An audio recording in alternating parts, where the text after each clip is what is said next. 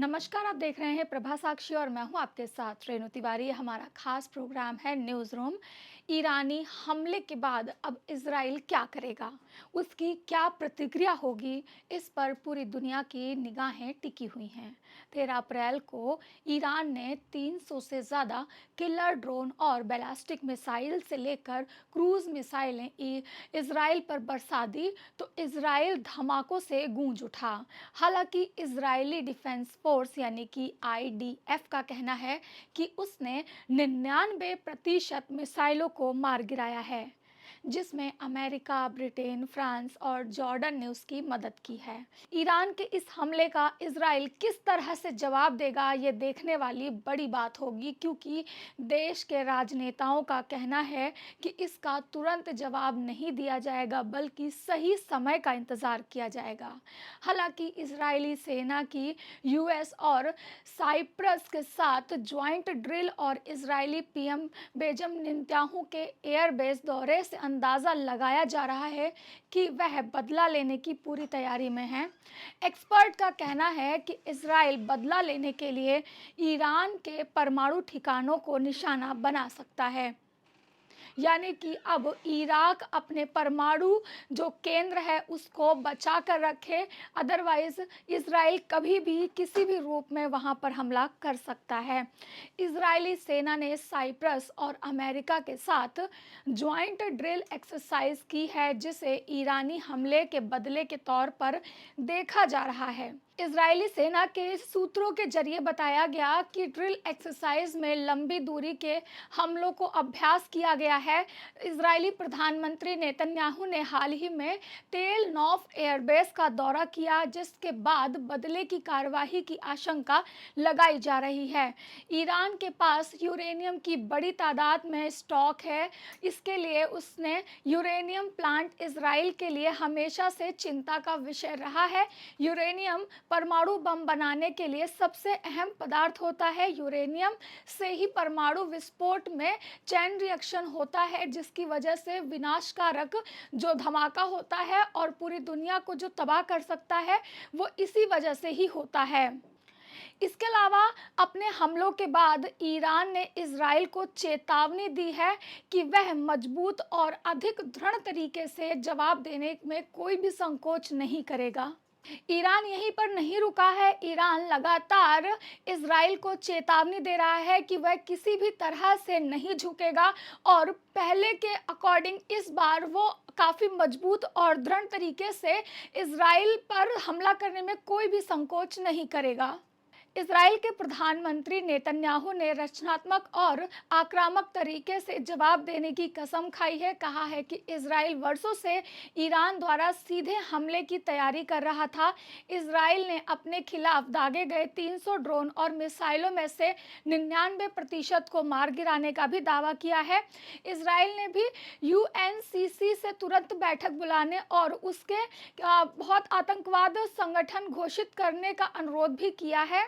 אזרחי ישראל, בשנים האחרונות, וביתר שאת בשבועות האחרונים, ישראל נערכת לאפשרות של תקיפה ישירה מאיראן.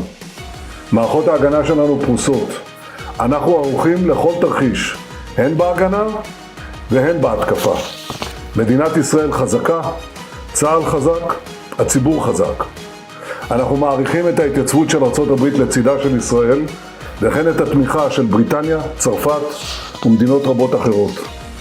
קבעתי עיקרון ברור, מי שפוגע בנו, אנחנו פוגעים בו. אנחנו נגן על עצמנו מול כל איום, ונעשה זאת בקור רוח ובנחישות. אני יודע שגם אתם, אזרחי ישראל, שומרים על קור רוח.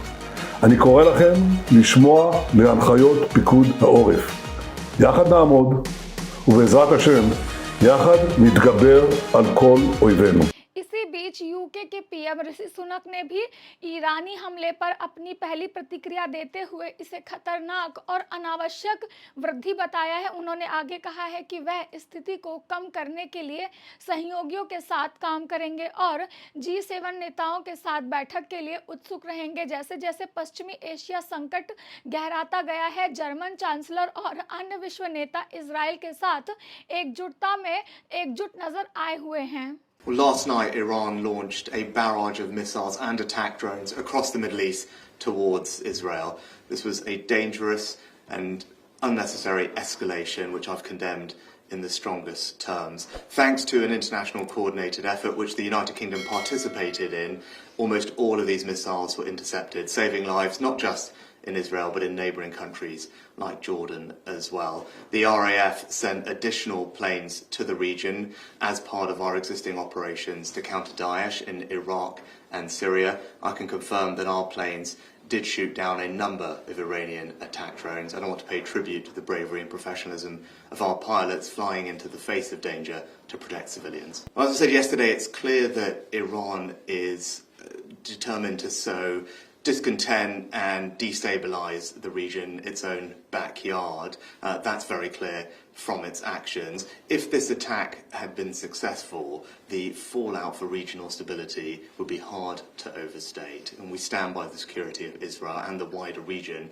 which is of course important for our security here at home too. And what we now need is for calm heads to prevail. We'll be working with our allies to de-escalate the situation, and I look forward to speaking to G7 leaders later this afternoon.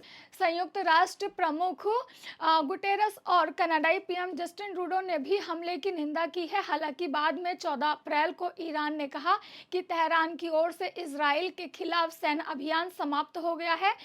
CNN की report के अनुसार Iran ने चेतावनी दी है कि अगर America Israel की मदद करता है तो उसके ठिकानों को भी कोई सुरक्षा नहीं मिलेगी और उससे निपटा जाएगा। तो ईरान इस समय काफ़ी आक्रामक मोड में आ गया है। वह लगातार पूरे विश्व को धमकी दे रहा है और इजराइल की मदद करने वाले सभी देशों को चेता रहा है कि अगर उसने डायरेक्ट इजराइल की मदद ली तो उनको भी इसके दुष्परिणाम भुगतने होंगे। आखिर ईरान के पीछे किसका हाथ है? आखिर ईरान किसके बल पे इतना अमेरिका जैसी जो बड़ा देश है उसको धमकी दे रहा है? ये देखना दिलचस्प होगा। अगर आप भी लेना चाहते हैं देश दुनिया की तमाम जानकारी तो आज ही सब्सक्राइब करें हमारे चैनल को। साथ ही नीचे दिए बेल आइकन को जरूर दबाएं ताकि हर अपडेट आप तक पहुंच सके।